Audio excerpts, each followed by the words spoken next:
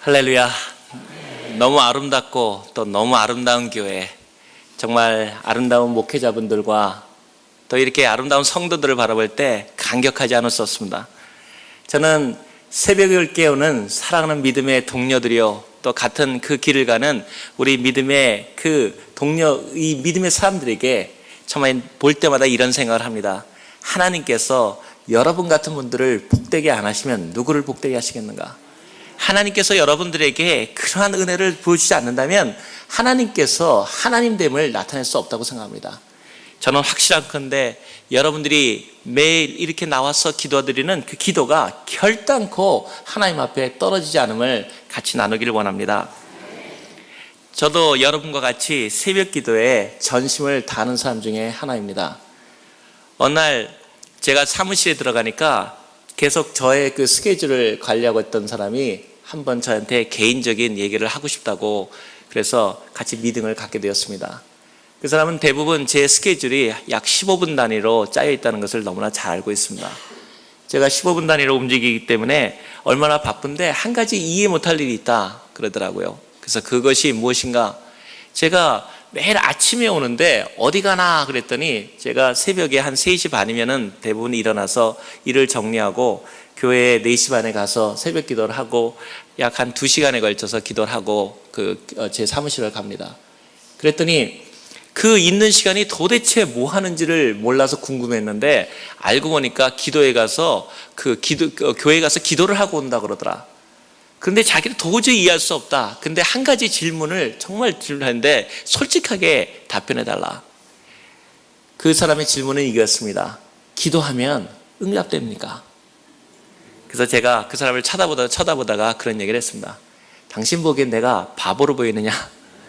기도가 안 된다면, 기도가 응답이 안 된다면 나도 똑같이 그 귀한 시간을 나눠 쓰는 사람이 그것도 매일 아침에 가서 그 2시간씩 그리고 내 전심을 다해서 기도할 수가 있다고 생각하는가? 여러분, 기도에 전념할 때 하나님께서 우리에게 하지 못하실 일이 없다는 것을 확증합니다. 참으로 제가 아직 너무나 우리 많은 믿음의 선배들이 여기 계시지만은 그만큼은 부모님들만큼은 살지 못했지만 제 길을 돌아보면서 한 가지 아쉬운 점이 있다면 좀 더 기도할 수 있었을 텐데, 내 모든 시간을 하나님께 기도할 수 있었을 텐데 그 시간을 내드리지 못한 것이 제가 계속적으로 느끼는 안타까움입니다.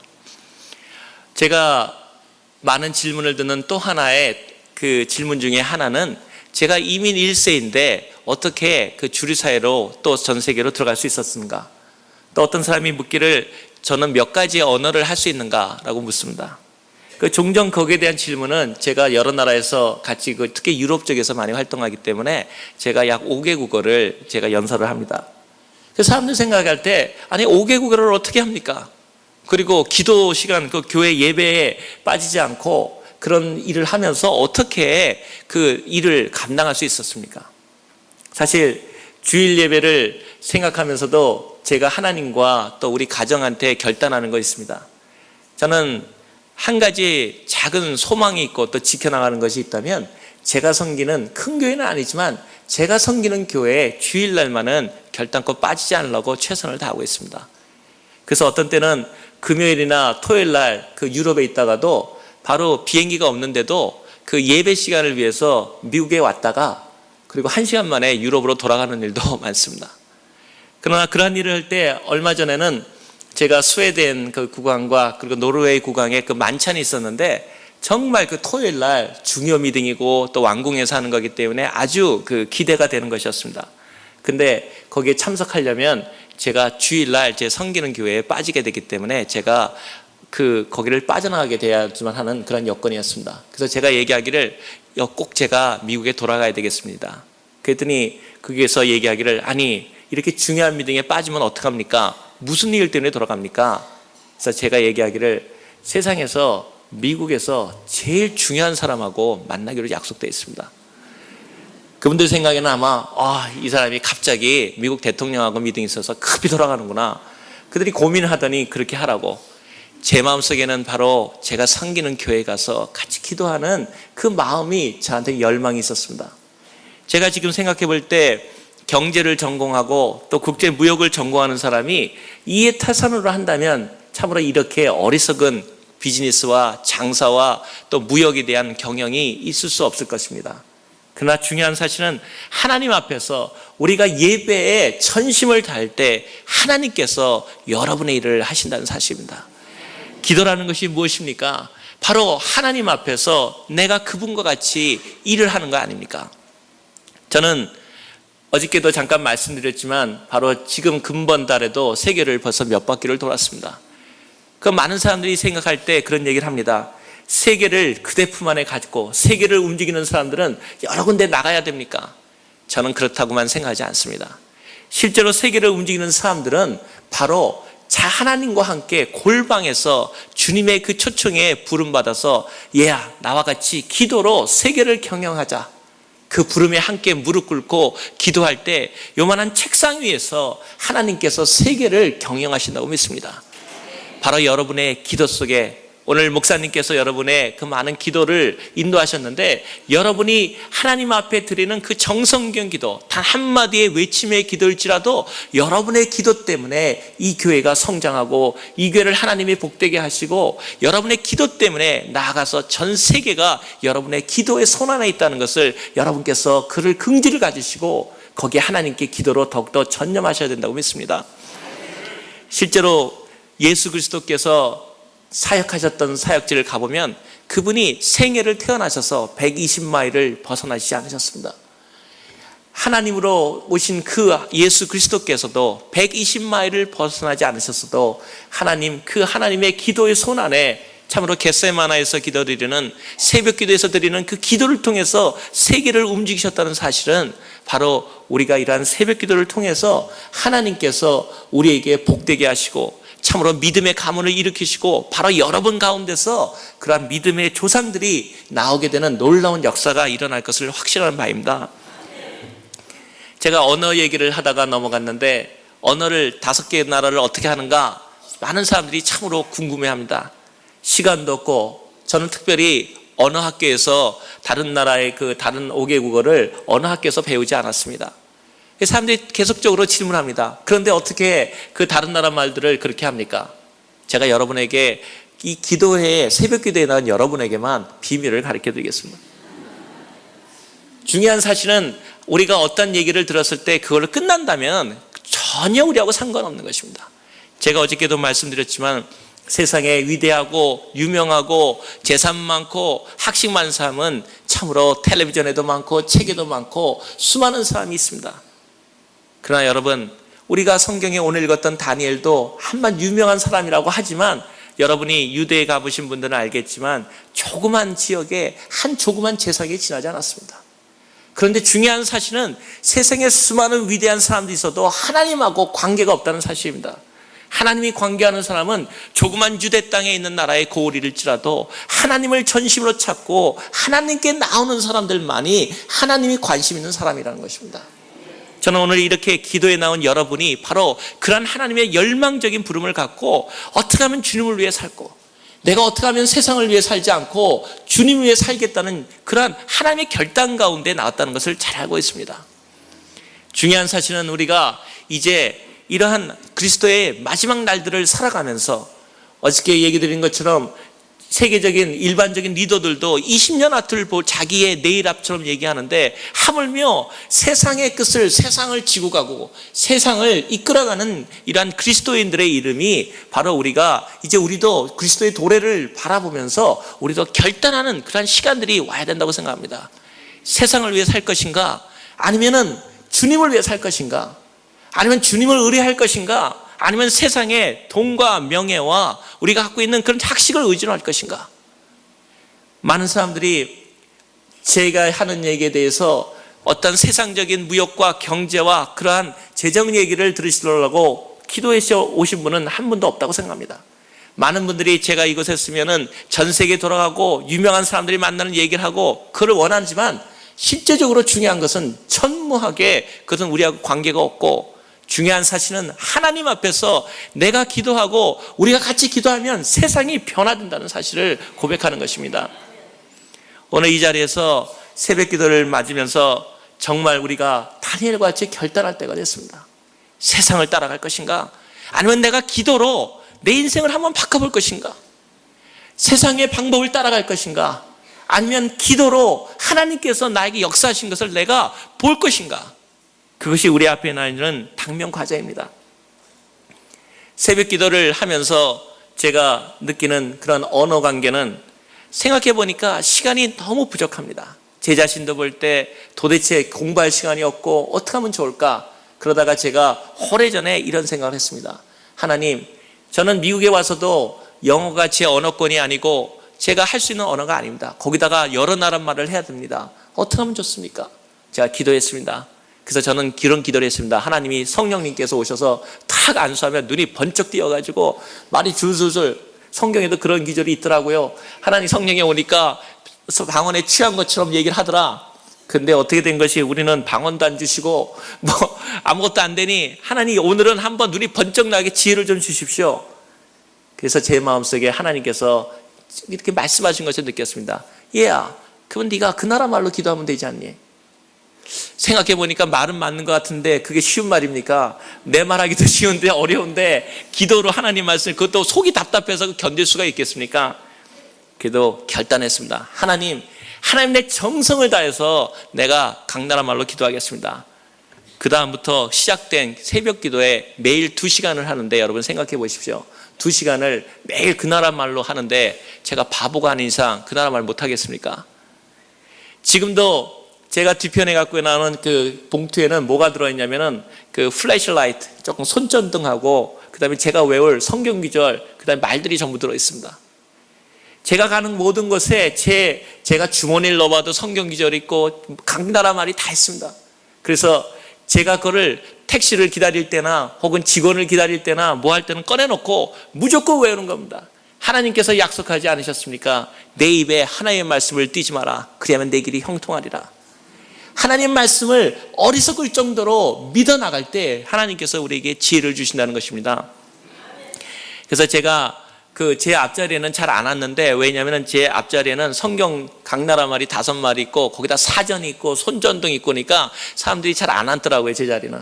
그런데 어느 날 제가 기도를 하니까 한 할머님 권사님께서 저에게 다가오더니 어떤 말씀하시면 참 은혜 받았습니다. 그래서 저는 정말 제 기도를 알아듣시고 은혜 받은 줄 알고 굉장히 당혹했습니다. 그랬더니 하신 말씀이, 방언을 어떻게 그렇게 잘하십니까?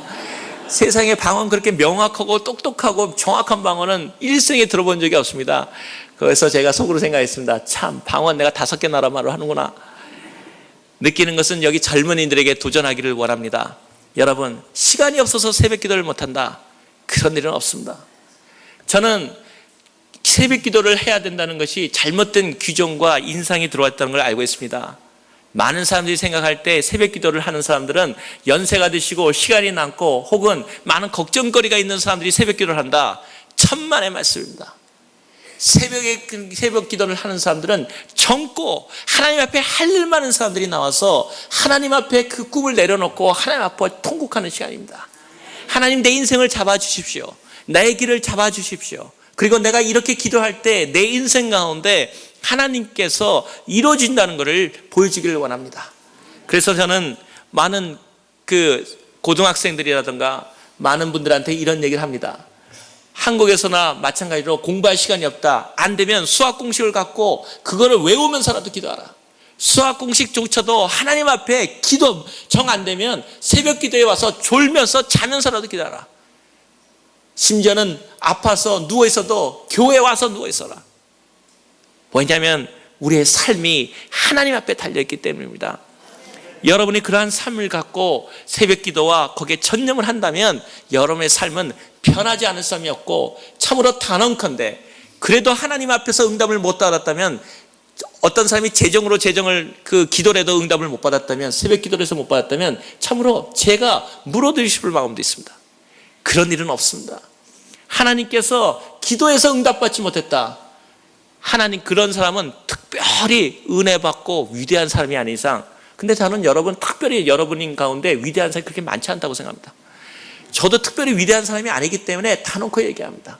여러분이 아주 특별하고 예레미야처럼 눈물의 애가를 쓸 수밖에 없는 사람이라면 혹시 기도가 응답이 안 올지도 모르겠습니다.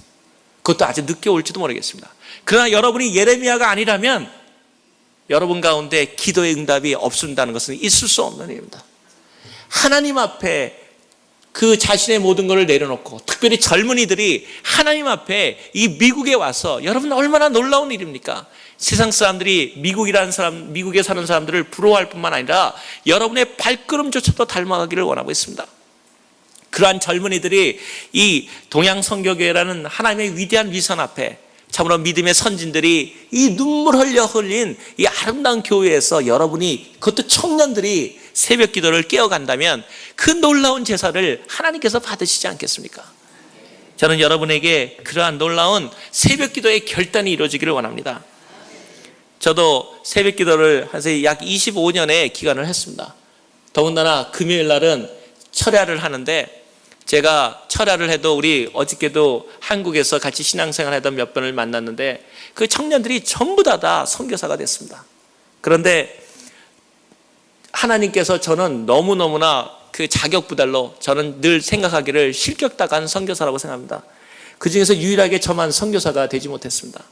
그래서 나중에 다시 한번 얘기 드리겠지만 제 인생의 가장 큰 변화는 선교사 안 시키면 선교사 내가 된다. 그래가지고 저희 아내랑 저랑 멕시코의 오지에, 제가 여기 캘리포니아에서 교수 생활을 할 때 모든 것을 버리고 평신도 선교사로 들어갔었습니다. 그런데 중요한 사실은 하나님 앞에 제가 먼저 버리고 들어가니까 하나님께서 높이시다는 사실입니다. 아무도 없고 전기도 없고 물도 없는 그 간조한 땅에서 선교사 평신도 생활을 하고 있었을 때, 이제 나는 세상엔 아무도 나를 못 알아준다고 할 때, 그때부터 하나님께서 저를 들어쓰기 시작하고, 그때부터 제가 세계무역센터에 연계돼서 거의 다른 사람이 할 수도 없는 일을 수직상승으로 제가 승진을 했습니다. 지금도 재밌는 것은 제가, 다른 사람은 아무도 일이 안 되는데 제가 갔다 오면 일이 됩니다. 근데 제가 한 게 아니기 때문에 다른 사람이, 저는 가서 한 게 없이 그냥 갔다 왔다 그것뿐인데, 제가 갔다 온 일을 위해 일이 되니까 사람들이 전부 제가 한 줄 압니다.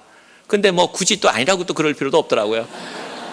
그래서 그러한 가운데 하나님께서 제가 갔다 오기만 하면 그 도우시는 손길 속에서 지금까지 일이 일어났습니다. 저는 새벽 기도를 결단하는 여러분 앞에 오늘 하나의 주제를 갖고 오늘 아침을 마무리하기를 원합니다. 믿음의 가문이라는 이러한 일들을 바라보고, 또 다니엘처럼 믿음의 결단을 하는 여러분을 바라보면서 여러분도 어떻게 응답받을 수 있을까? 기도 응답은 어떻게 오를 것일까? 이러한 것에 대해서 생활 속에서 역사되었던 몇 가지 예화를 통해서 여러분에게도 그보다 넘치고, 참으로 저하고 똑같은 은혜가 아니라 참으로 하나님 앞에서 여러분을 축복하건대 저의 수배의 수배가 여러분에게 그러한 은혜로 임하기를 원합니다. 저는 저희 아버님이 한 분 계시는데, 기도 응답을 늦었다 생각하면 저희 아버님 생각합니다. 여러분, 저희 아버님은 예수님을 참 빨리 믿으셔서 방년 85세에 예수 믿으셨습니다. 꽃방자, 꽃 같은 나이 85세였습니다. 저희 아버님 진짜 예수 믿기 힘든 분이었습니다. 저희 집안이 4대에 걸친 믿음의 집안입니다. 그런데 외아들인 아버님이 제일 믿음이 없던 겁니다. 그러니 얼마나 저희 할머님이나 마음이 기도하셨겠습니까?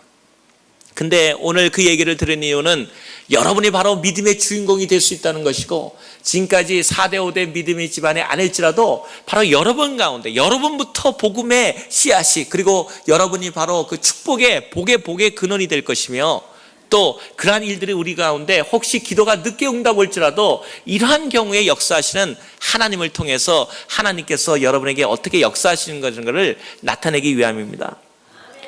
저희 할머님께서 92에 소천하셨는데, 저는 여기 연세 많은 분들도 계시지만 절대로 하나님 앞에서 그 믿음에 믿는 연세분들은 그 아름다운 죽음을 맞을 것이라는 걸 알고 있습니다. 그 말은 무엇이냐면, 우리가 예수님을 죽지 않고 믿으면 더욱 좋고, 우리가 혹시 먼저 하나님 앞에 가더라도 여러분의 그 연로되신 분들의 그 여생은 참으로 아름다울 것이라는 것을 하나님이 약속하신다는 사실입니다. 저희 할머님이 아흔들에 소천하셨는데 일생에 단 한 번도 병원을 안 가셨습니다. 마음에 소원하시기를, 하나님, 예수 믿는 사람이 병원 가면 됩니까? 그래서 저는 저거는 너무 마음에 너무 심한 소리야. 그런 어릴 때 그런 생각했습니다. 그런데 할머님이 아니다, 믿는 대로 된다. 92살 될 수 있을 때까지 전도하시다가 어느 날 들어오셔서 피곤하다 그러면서 저희 어머니 며느리가 주시는 제일 좋아하는 그 몇 가지 음식을 듣고 잠깐 혼수 상태에 빠지신 후에 하루 만에 일어나셔서 야, 나 이제 좋은 데 간다, 자손들 다 부르라. 그래서는 다 하나하나 축복하시고 보는 앞에 축복하시고 말 그대로 빠이빠이 그러고서는 주무듯이 가셨습니다.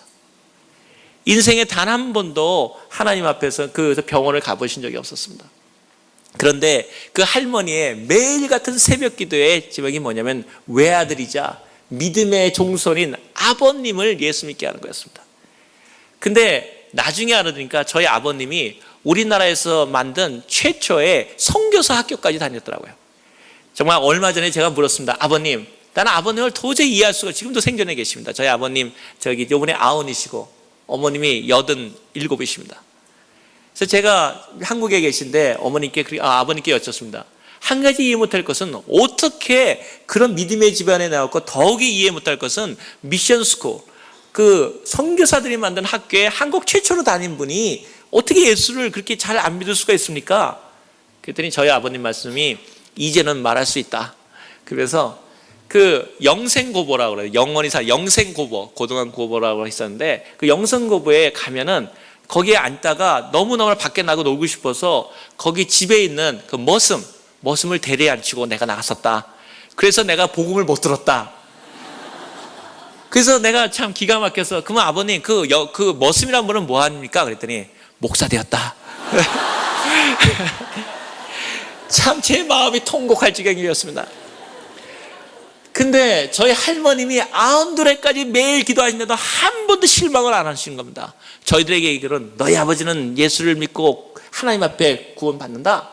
근데 영 날이 갈수록 기원이 안 보이는 겁니다. 왜 안 보이냐면 저희 아버님께서 그 젊을 때 좀 독립운동을 하셨는데 그 고문을 당하셨어요.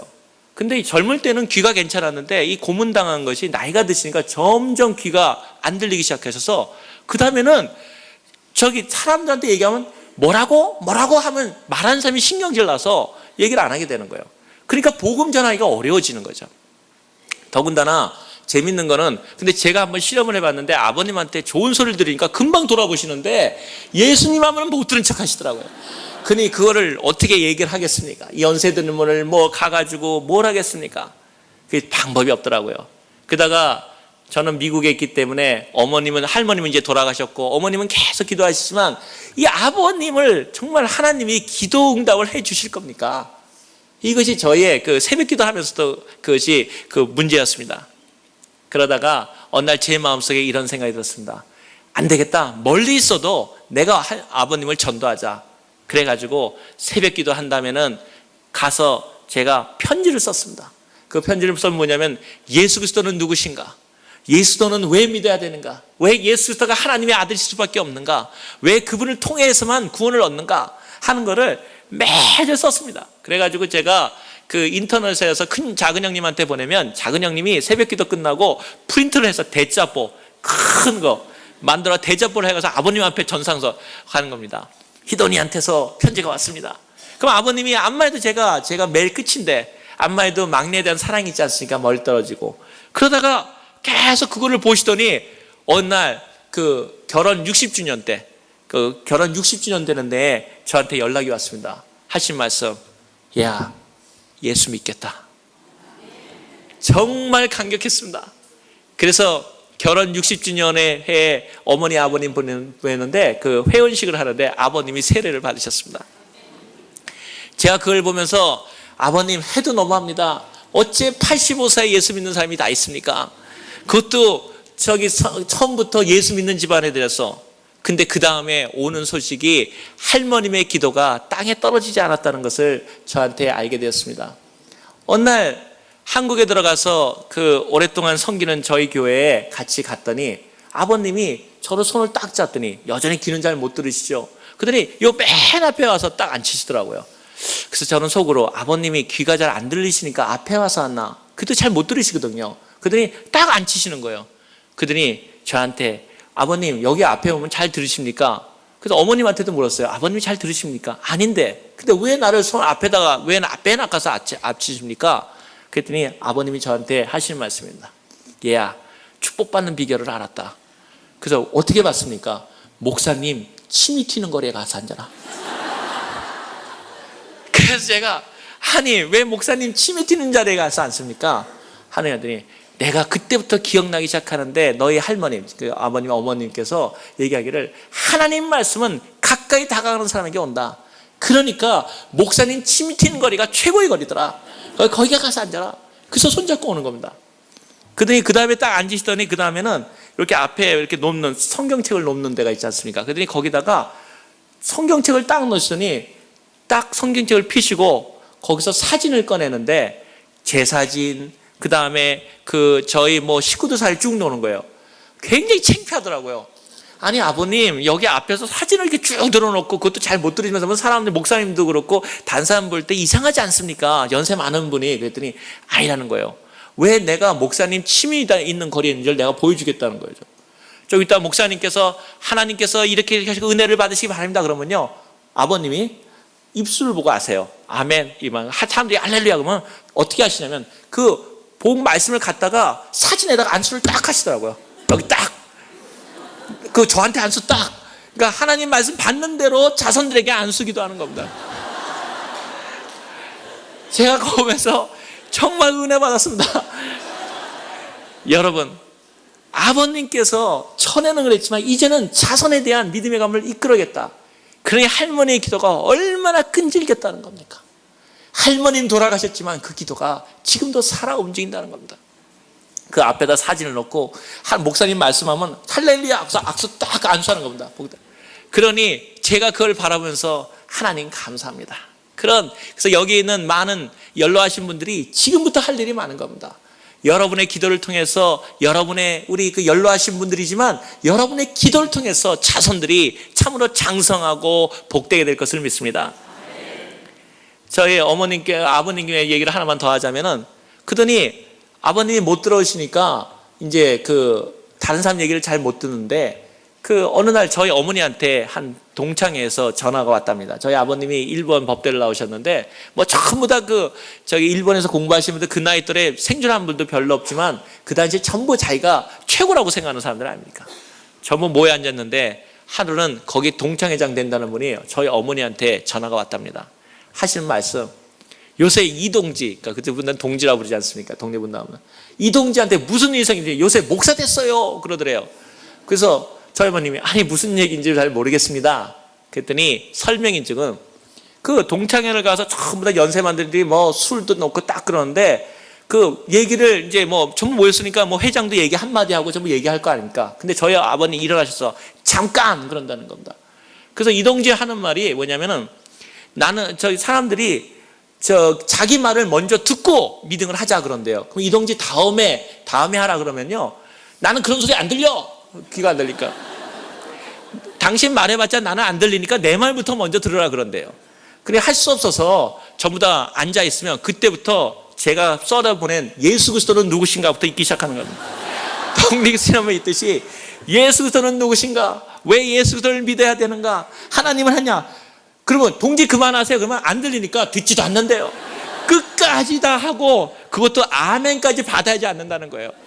그러면서 저희 어머니한테 이동지한테 무슨 일이 생겼냐 이렇게 얘기가 나오는 거죠. 저는 그렇게 생각을 합니다. 하나님에 대한 믿음은 제가 오늘 얘기 드리는 것은 바로 할머니의 기도가 떨어진 것 같아도 돌아가셨을 때 하나님의 기도가 응답하지 안 가도 하나님은 결단코 응답하신다는 겁니다. 하나님이 응답하지 않은 기도를 저는 아직까지 들어본 적이 없습니다. 저는 제 작은 기도도 제가 잊어버렸던 기도도 응답하시는 하나님을 고백합니다. 어저께도 옥스퍼드도 얘기했고 많은 걸 얘기했지만 하나님 앞에 기도드리는 것은 하나님이 제가 잊어버려도 어떤 때는 기도 응답받고 제가 그럽니다. 내가 기도했던가요? 그래서 제가 방법을 하나 생각해 놨습니다. 제가 기도하는 거는 컴퓨터에다 다 적어 놨습니다. 기도하는 거. 그러다가 저도 잊어먹었던 기도 응답되면은 그 기도책을 찾아봅니다. 그러면 제가 잊어버렸던 기도도 응답되는 거 앞에 하나님 앞에 감격합니다. 그 신실하신 하나님 앞에 한번 여러분 삶을 드려보지 않겠습니까? 그 신실하신 하나님 앞에 한번 기도로서 한번 내가 오늘 일본 나가서 한번 돈 한 번 못 벌면 어떻습니까? 여러분, 제가 얘기하지 않았습니까? 저는 자랑스럽게 얘기합니다. 저는 감히 얘기하기를 양말 장사, 수암에서 가장 돈이 없다고 사람들한테 이시이시 돌아가면서 그 했던 사람이 바로 저 자신입니다. 제가 양말을 몇 개 놓으면서도 그날 저한테는 꿈이 있었습니다. 양말 하나를 어저께 얘기 드린 것처럼 양말도 요번은 2개밖에 없는 데에다가 가장 못 사는 돈 못 버는 무능하다는 소리를 들어가는 사람이었지만 저한테는 꿈이 있었습니다. 양말하고 놓고 기도했습니다. 양말한테 안수했습니다. 하나님, 지금은 요만한 책상 위에서 하나의 양말을 팔고 있지만 이 양말 하나가 하나님의 기도로 한 나라의 경제가 되게 해주십시오. 지금 우리가 세계무역센터가 320개의 전 세계에 102개국에 있습니다. 저는 제가 총재가 되면 전 세계에 무역으로 선교라는 미션 스루 트레이드라는 꿈을 갖고 있습니다. 무역을 통해서 세계 선교. 그것이 제 인생의 목적이고 제 기도의 제목이고 제가 왜 이곳에 일하는 이유입니다. 많은 분들이 그 얘기할 때 저희 세계무역센터 무너졌을 때도 마찬가지고 제가 아침에 들어가면 제일 먼저 하는 일이 있습니다. 제가 우리 총재님이 계시고 누구 있어도 먼저 그냥 눈인사만 하지 먼저 인사하지 않습니다. 뭐 하냐면은 제 방에 들어가서 무역센터 무너진 세계무역센터도 많아가지고 제가 반드시 무릎 꿇고 기도합니다. 그냥 기도하는 게 아니라 내가 양복을 입었던 내가 옷이 구겨지던 더러움을 다 상관없이 그 그리스도 앞에 내가 무릎을 꿇습니다. 이유는 하나입니다. 주님, 내가 왜 누구를 위해서 일하는지 알게 해주십시오. 내가 무엇을 하는지 알게 해주십시오. 내가 이곳에서 하는지를 확실히 깨닫고 움직이게 해주십시오. 그 다음에 제가 저희 총재님을 만나러 가면 저희 총재님이 저한테 그러십니다. 너희 버스, 너희 상관한테 보고하고 왔냐? 저희 총재님은 참 재미있는 분입니다. 전 세계에서 가장 영향력 있는 경제인 중에 하나이고 우리가 농담으로 얘기할 때 공식적으로만 결혼도 5번 하시고 지금도 계속적으로 결혼하고 계시고 그래서 제가 도저히 이해가 안 되는 모양입니다. 그리고 저기 교황을 한번 뵙고 오면은 1년 동안 교회 안 가도 된다 그러고 제가 이분 때문에 아주 새벽 기도 우리 아버님 같이 기도하는 분입니다. 이분이. 그리고 미국에서는 최연소 항만청장이 돼서 세계무역센터를 직접 락펠러와 계셨던 전설적인 사람입니다. 근데 그분이 저를 바라보면 늘 그럽니다. 세상 사람들은 다 나한테 부럽게 생각하고 다 나한테 오면은 정말 뭔가를 얻어내려고 그러고 굽시는 그러는데 너는 나를 늘 불쌍한 눈초리를 쳐다본대요. 그래서 내가 언제 불쌍한 눈초리 쳐다봤습니까? 그러면 나는 안 돼. 네가 눈초리가 참 불쌍한 것. 그러고 쳐다본다는 거예요. 그러면서 무역센터가 무너진 다음에도 저한테 와서 그런 고백을 하더라고요. 같이 살아났는데 저희 총재님이 나는 어떤 사람이 나를 위해서 기도하는 걸 알고 있다. 저는 그 말에 감격했습니다. 언젠가 저희 총재님도 예수 그리스도를 믿으라고 믿습니다. 왜냐하면 저희 아버님이 믿으셨다면 그분이 못 믿을 이유가 전혀 없다는 사실입니다. 남을 위해서 기도한다는 것은 영광된 일입니다. 여러분, 내 기도를 통해서 어떤 사람의 삶이 변화되고 내 기도를 통해서 어떤 사람의 삶이 부요해지고 내 기도를 통해서 어떤 사람이 병고침을 받는다면 얼마나 놀라운 일입니까? 하나님은 우리를 가만 놔주겠습니까? 여러분, 우리에게 그런 늘 얘기를 하지 않습니까? 선물을 주면서 선물 껍질만 주는 사람이 있습니까? 다른 사람에게 축복하시는 분이 여러분을 축복 안 하시겠습니까? 저는 정말 다시금 여러분에게 제 전심을 다해서 얘기하고 있습니다. 그 영광된 우리 주 예수 그리스도 앞에 기도로서 우리의 삶을 결단내자는 겁니다. 기도가 올 때까지 하루의 일이 벌어지던 내가 많은 것을 돈을 잃는 것 같고 바쁜 일이 없어지는 것 같고 즐거운 일을 버린 것 같아도 하나님 앞에 정말 그분밖에는 살 수 없는, 그분 없이는 내가 천존할 수 없는 그런 가난함을 갖고 하나님께 기도한다면 바로 하나님께서 말씀하시지 않습니까? 복되도다 마음이 가난한 사람들. 하나님밖에는 살 수 없는 마음으로 우리가 전심을 향해서 기도한다면 하나님께서 반드시 우리의 그러한 모든 기도를 응답하실 것이라는 것을 확신합니다. 제가 이러한 세상적인 일을 하고 또 이렇게 기도에 있는 많은 청년들을 바라보면은 많은 분들이 저한테 그런 얘기를, 어저께도 그런 얘기를 잠깐 들었습니다. 목사님 하실 겁니까? 제가 거기에 대해서 정말 믿음의 가문이란 통해서 제가 목사님과 또 다 하나님의 다 장로님들도 다 그 하나님의 똑같은 믿음의 형제들이고 사역자고 대제사장들이지만 그래도 저는 저희 집안에는 간절한 소망이 있었습니다. 불행한지 창피한지 참 자랑스러운 얘기는 아닌데 4대에 걸쳐 저희까지 이제 애들과 5대에 걸쳐 가는 믿음인데 목사님이 단 한 분도 못 나왔습니다. 저는 그거에 대해서 늘 우리 할머님께서 늘 마음에 그 부담을 가지고 있었던 걸 압니다. 그래가지고 제가 지금도 기억하는 새벽 기도는 할머님이 4시 정도만 깨면은 저희가 아들이 셋이었는데 저희 대안에 형님 저 둥간 저희가 있었는데 날마다 저희한테 와서 안수기도 합니다. 얘들 목사 되게 해달라고. 그러면 저는 그 잠결에 우리는 목사 돼야 되는 거보다 근데 목사님이 목사요 선교사 돼달라. 그러다가 제 국민학교 그러니까 지금부터 아주 오래전 일이죠. 제가 국민학교 4, 5학년 때 일하고 기억난다만 그때 한국에 빌리 그레함 목사님이 오셨습니다. 여기 계신 분에 혹시 기억하실지 모르겠지만 여의도 광장에서 한국의 대폭발적인 그러한 선교 복음 운동이 일어났었죠. 그 빌리 그레함 목사님이 오셨는데 저희 할머님이 들으셨어요. 그런 다음에 가만히 보니까 첫째도 좀 어렵고 둘째도 없다니까 이제 셋째 저한테 기대를 거신 다음에 저희 어머님을 불러놓고 간절히 기도하신 다음에 제가 직접 저희 어머니한테 한 얘기를 들었습니다. 오늘 빌리 그레함 목사님 마지막 결단이 있는데 여의도에 얘를 데려가가지고 목사님하고 선교사 세계 선교를 한다는데 반드시 목사 안수 받고 그리고 선교사들 안수 받고 와라. 그러니까 먼저 가서 맨 앞자리 가서 앉아라. 그래가지고 어머니는 그 위대한 사명을 가지시고 저를 데리시고 가는데 사람이 워낙 많이 오니까 막 수십만이 모이니까 걸어서 여의도 딸이라는 걸 어릴 때 기억에 건너가지고 그 넓은 여의도에 하는데 맨 앞에 와서 앉았습니다. 때만 되면 이제 저기 목사님들이 그 빌리 그레함 목사님의 부름에 일어나서 안수받고 그 다음에 이제 나는 이제 목사 선교사 되겠다. 근데 기억하실지 모르겠지만 그날 비가 많이 왔었습니다. 부슬부슬 비가 오는데 제가 맨 앞에 있는데 참 신기하더라고요. 그때 눈이 파란 분이 막 이러고 얘기하니까 키가 조그만 한국 목사님이 한 분 계신 것 같은데 그분이 또 막 유창한 말로 전합니다. 그런데 거기에 또 한 분의 설교자가 있었습니다. 누구였냐면 제가 앉았던 바로 옆에 시골에서 갓 올라온 제가 딱 막 이렇게 옷도 지저분하게 입었는데 런닝사진을 입었는데 농어학교 말을 못하는 그 한 20-30명의 학생들을 오는 시골 농어학교 선생님이 그 앞에 서서 빌리 그레함 목사님이 말씀하신 것을 한국말로 전달되면 그걸 다시 수화로 그 농아들한테 그 얘기를 전해주고 있는 사실이었습니다. 근데 이 시골 농어학교 선생님인 것 같은데 비가 부슬부슬 오기 시작하니까 글쎄 여기 그 런닝 셔츠밖에 안 입었는데 거기에 그 비가 많은데 어떻게 열정적으로 하든지 제가 제일 좋아하는 만두 생각나게 거기서 무럭무럭 김이 나는 겁니다.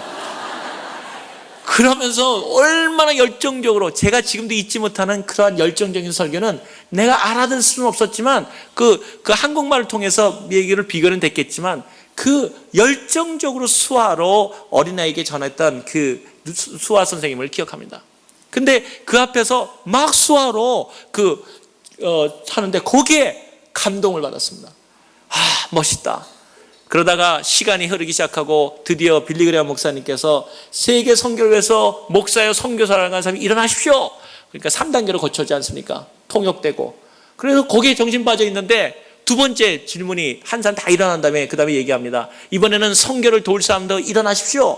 근데 저는 그거 보다가 시간이 지쳤다니까 목사한테 일어나라 그랬는데 선교사 돕는 그 시간이 들어가지고 놀라가지고 일어났습니다. 딱 일어나니까 앞에 목사님들이 쫙 서 계시더라고요. 그런데 보니까 딱 일어났는데 선교사 돕는 자 아는 사람 중에 맨 조그만 어린아이가 발뜩 그것도 확신감 있게 일어나니까 은혜 받으셨는지 한 목사님도 아니고 여러 목사님 저한테 확 달려들더니 안수를 하는 겁니다.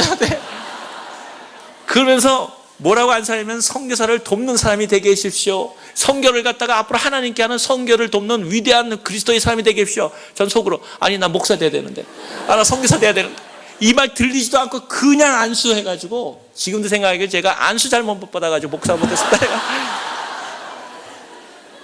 그래서 제가 지금도 그 어떤 유명한 분이 안수해도 제가 잠깐 그럽니다. 그때 어리기 생각나서. 그래서 여러분이 섬기시는 교회에 사랑하는 우리 담임 목사님과 사랑하는 우리 교육자분들에게 안수받을 수 있다는 것은 영광 중에 영광이고 기쁨 중에 기쁨입니다. 왜냐하면 여러분을 위해서 밤낮으로 기도하는 그 기도가, 여러분의 삶을 너무나 잘 알고 있는 그분이 기도하는 그 기도에는 실수가 없으십니다. 하물며 하나님께서 그래서 새벽 기도에 나오는 여러분은 복되고 복되다는 얘기입니다. 하나님과 기도하고 사역자들과 목사님들과 같이 같은 마음으로 기도할 수 있다는 사실은 얼마나 놀라운 사실입니까? 이러한 새벽 기도를 놓친 데서야 우리가 얼마나 인생의 많은 부분을 우리가 미싱하고 사는 거겠습니까?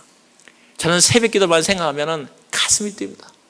정말 저는 여기 이 교회에서 저한테 프로그램을 보내줬을 때 제가 그랬습니다. 새벽 기도 있다는 말 듣고 예스 가겠습니다. 저는 여러분 목사님들도 계시지만 여러분 대부분 우리 장로님들을 비롯해서 권사님들 전부 다 우리 바쁘게 살아가지 않습니까? 여러분만 바쁜 게 아니라 저도 바쁩니다. 여기 오시기 전에 제가 어저께도 봤지만 미팅 바로 오기 전까지 저희 팀들이 다른 나라에서 와가지고 회의를 하다가 여기에 사실 아침 점심 다 굶고 왔습니다. 제가 그럴 수밖에 없는 것은 그럼에도 불구하고 하나님에 대한 열정과 여러분에 대한 마음 믿는 만남이 있다는 거죠. 또 오늘 점심 끝나면 아까 저녁 집회 가기 전에 또 제 사무실로 뛰어가야 됩니다.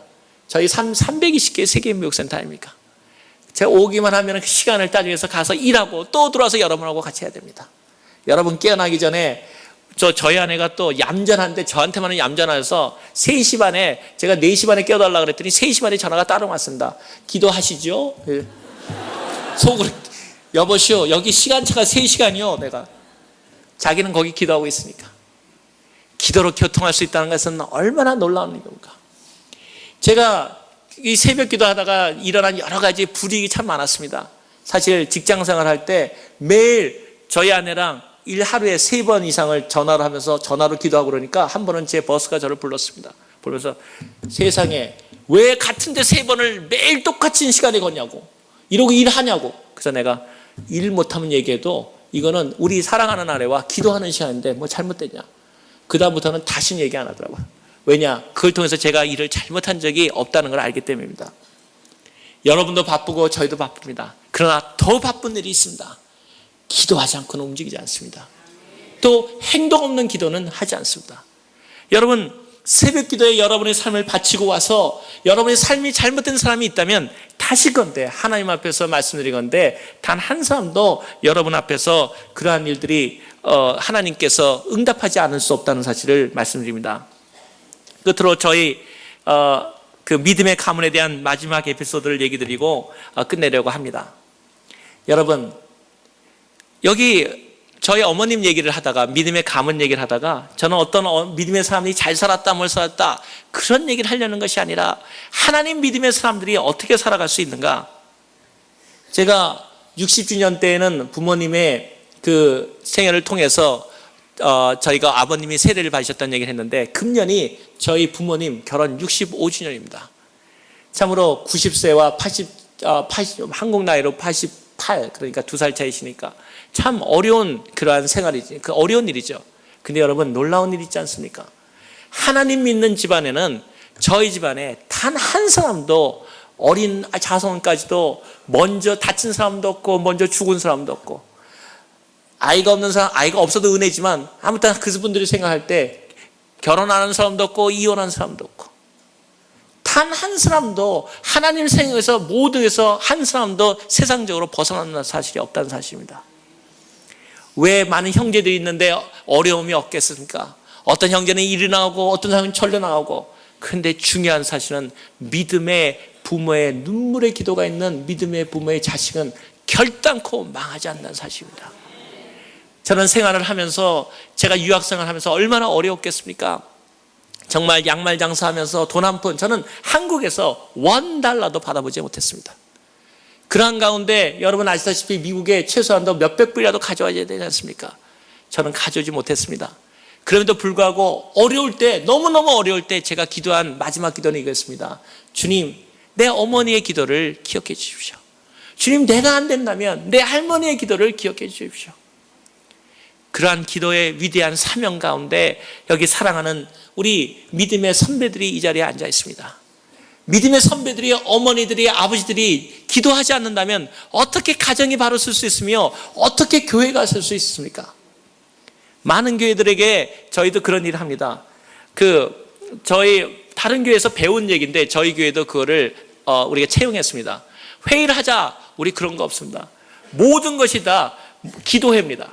모이면 남성교회 그러면 첫 번에 와가지고 의논하는 자리가 아니라 무조건 기도합니다.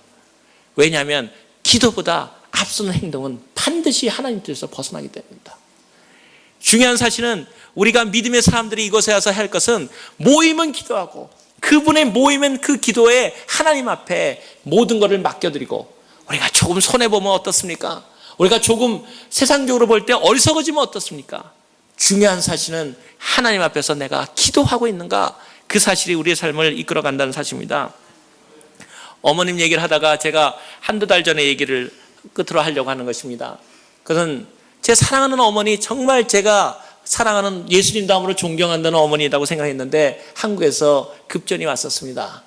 저희 형님한테 연락이 왔는데 어머님이 갑자기, 이제 금년에 65주년인데 어머니 건강하셨는데 어머님이 갑자기 몸이 이상해서 병원에 가니까 췌장암, 암 3기다, 그렇게 연락이 왔었습니다. 제 마음에 드는 순간에 그거를 고칠 방법이 없는가?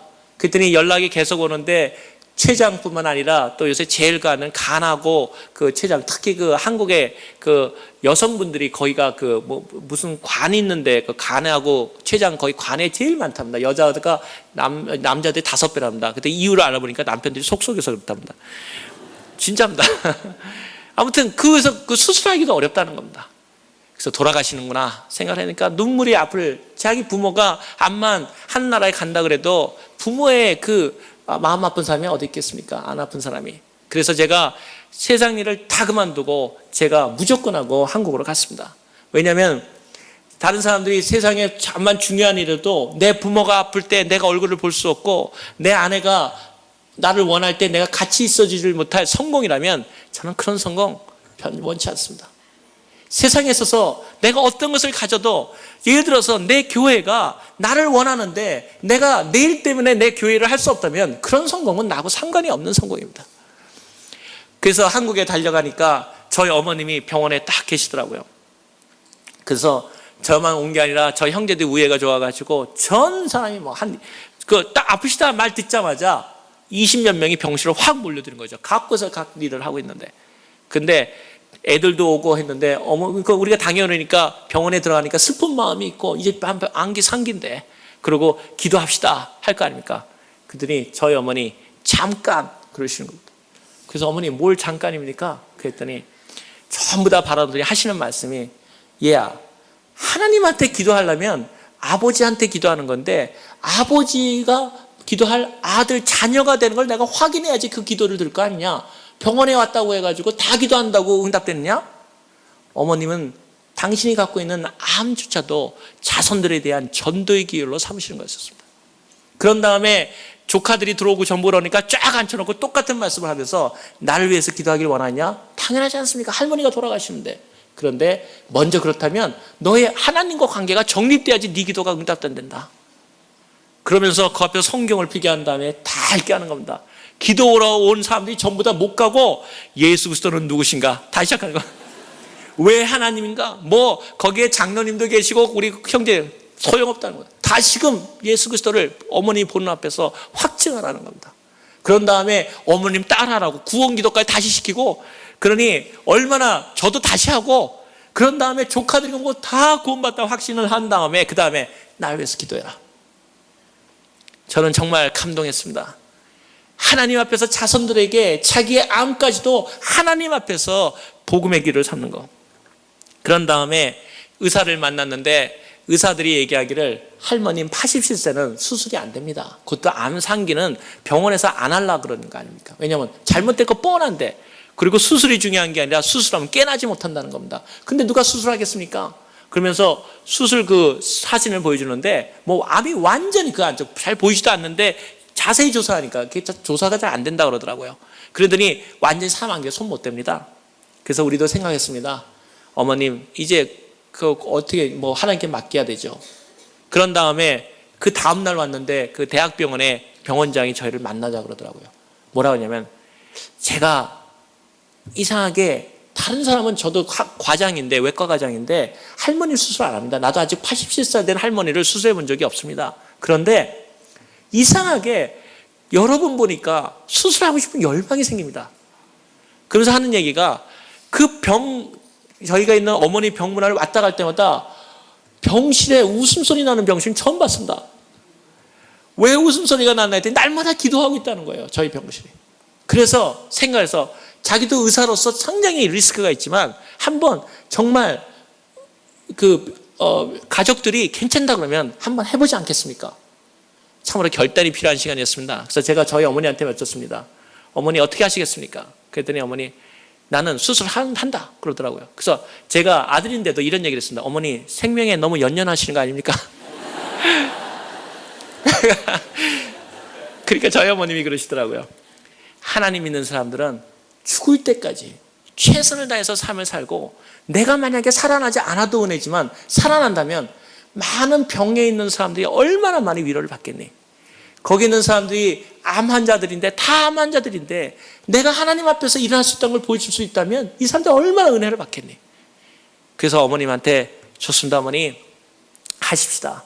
그런 다음에 마침 그날이 제가 한국에 있었을 때 생일이었습니다. 그 다음에 저희가 어머니 앞에서 마지막 예배를 드렸습니다. 이제 깨어나지 못할 어머니를 바라보는데 정말 가슴이 아팠습니다. 근데 어머니한테 그랬습니다. 어머니, 혹시 깨어나셔서 예수님 보시면 안부 전해 주십시오. 그리고 깨어나시면 우리 반갑게 봅시다. 그냥 우리 어머니 사랑합니다. 그리고 형제들이 모여 앉아서 같이 예배 드리고, 참으로 그 어머니를 수술도 보냈습니다.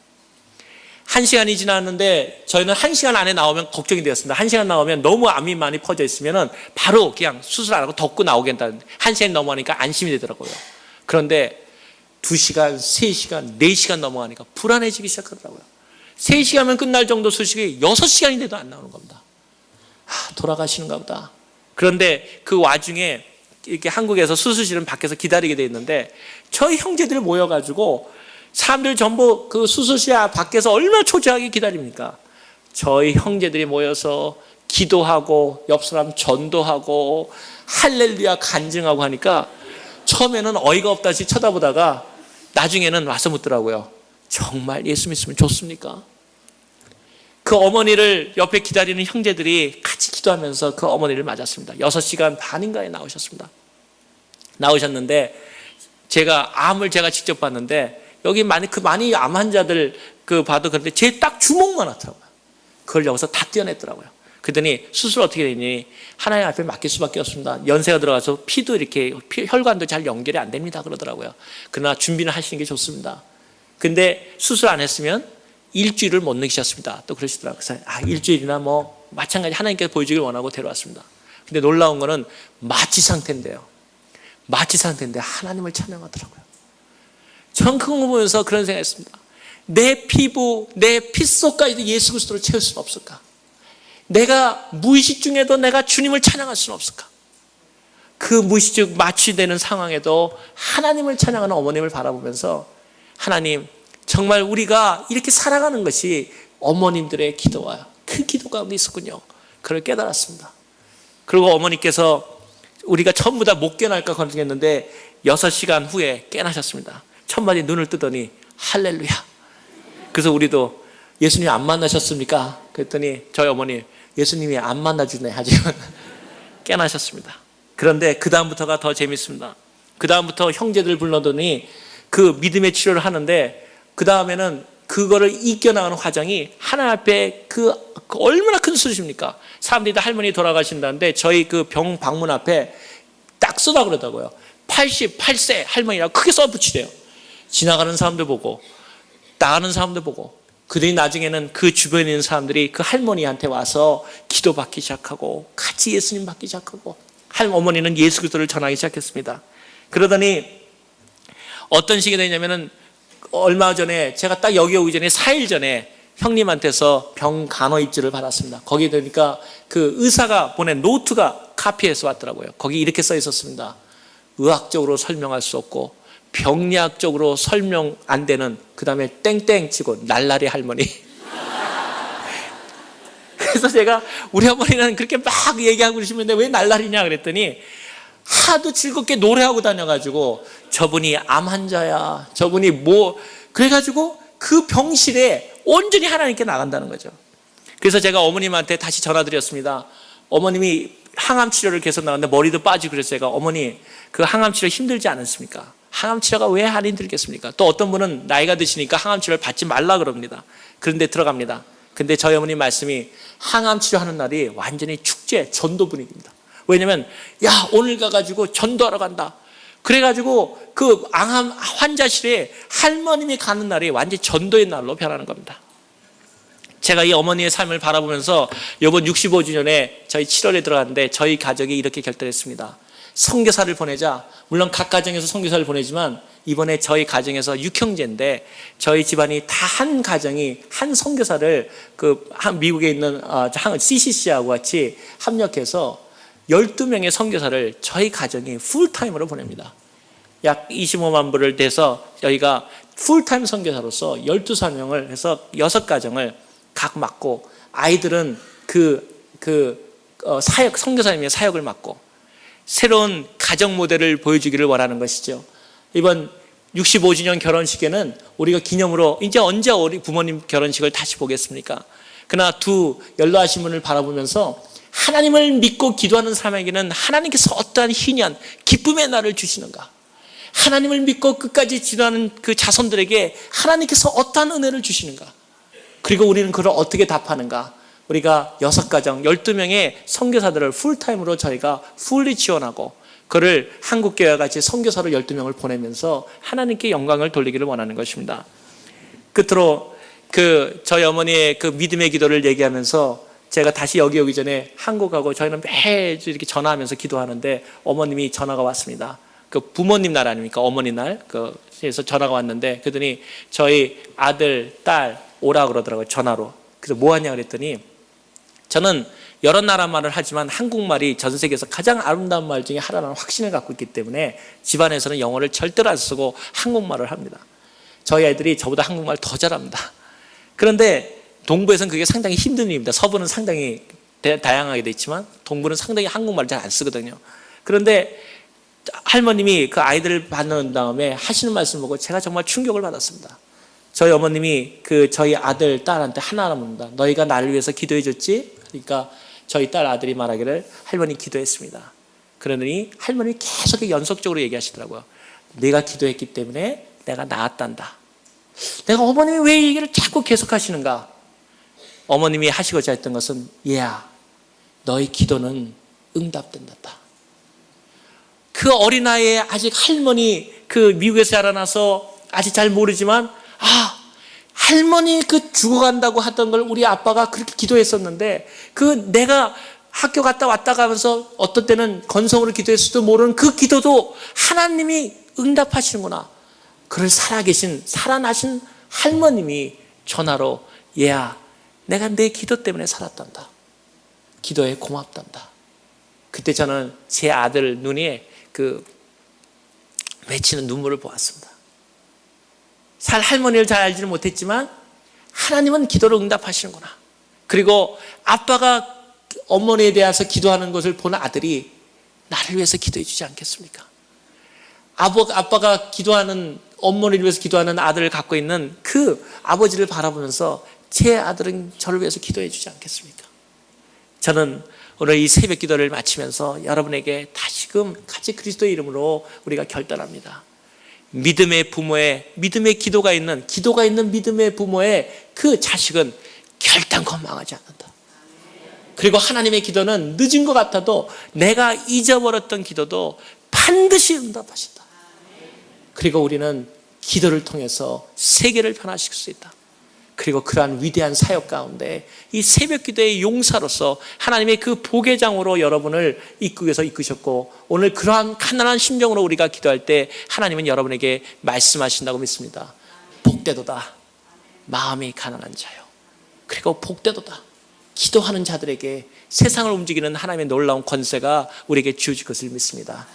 하나님께 다시금 감사를 드립니다. 할렐루야.